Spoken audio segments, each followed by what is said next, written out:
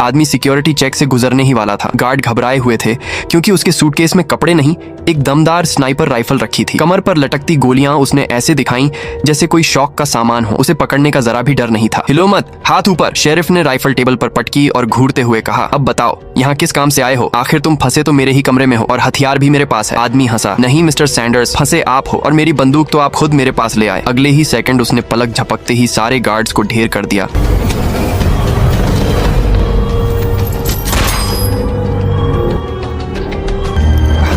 और अपने टारगेट की तरफ बढ़ गया। मंच पर राष्ट्रपति भाषण दे रहे थे, तभी उनके पास खड़ा बॉडीगार्ड गिर पड़ा। राष्ट्रपति ऊपर देखने ही वाले थे कि एक और गोली ने उन्हें भी गिरा दिया। 47 ने फटाफट स्नाइपर खोलकर टुकड़ों में बांट दिया और सबूत मिटाते हुए स्टेशन की तरफ निकल पड़ा। वो कोई आम आदमी नहीं था, एक गुमनाम कातिल। Code name 47। उसे लगा काम पूरा हो गया। तभी उसके हैंडलर का मैसेज आया, एक गवाह ने तुम्हारा चेहरा देख लिया है, तुरंत उसे खत्म करो। 47 ने उस औरत का पता लगाया, लेकिन जैसे ही वो करीब पहुंचा, औरत पलट गई। उसकी आंखों में जरा भी डर नहीं था और साफ लग रहा था कि वो 47 को जानती भी नहीं। उसी समय उसके बगल में खड़ा एक आदमी अचानक गिर पड़ा। 47 समझ गया ये जाल था। वो भीड़ को चीरता हुआ वहां से भाग निकला। होटल पहुंचकर उसने बाहर छोटे कांच के गोले बिखेर दिए, दरवाजे पर बम ट्रिगर लगाया और बालकनी से एक रस्सी बांध दी ताकि पल भर में गायब हो सके। तभी हैंडलर ने लाइव न्यूज भेजी, राष्ट्रपति बिल्कुल सुरक्षित था। 47 रुक गया। तो फिर मैंने किसे मारा? उसके सवाल का कोई जवाब नहीं आया। वो गुर्राया, अगर तुमने मुझे धोखा दिया है तुम्हारी बिल्डिंग जला दूंगा। अचानक बाहर कांच के गोले दबने की आवाज आई। कोई ऊपर चढ़ रहा था। 47 ने रस्सी पकड़ी और नीचे वाले कमरे में फिसल गया। फ्रीजर में छुपाई पिस्तौल उठाई और कॉरिडोर में गार्ड्स पर गोलियां बरसा दी। उसे लगा खतरा टल गया है, लेकिन तभी किसी ने उसकी पीठ पर बंदूक रख दी। तभी एक क्लीनर बीच में आकर खड़ा हो गया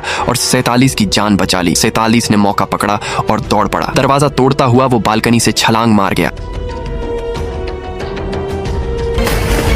कई मोड़ों से पीछा छुड़ाकर वो एक कपड़ों की दुकान में घुसा, नया सूट पहन लिया और जैसे कुछ हुआ ही ना हो भीड़ में गायब हो गया। अब उसका एक ही मकसद था, उस गवाह से सच निकालना जिसकी वजह से सब कुछ उलट पुलट हो गया था।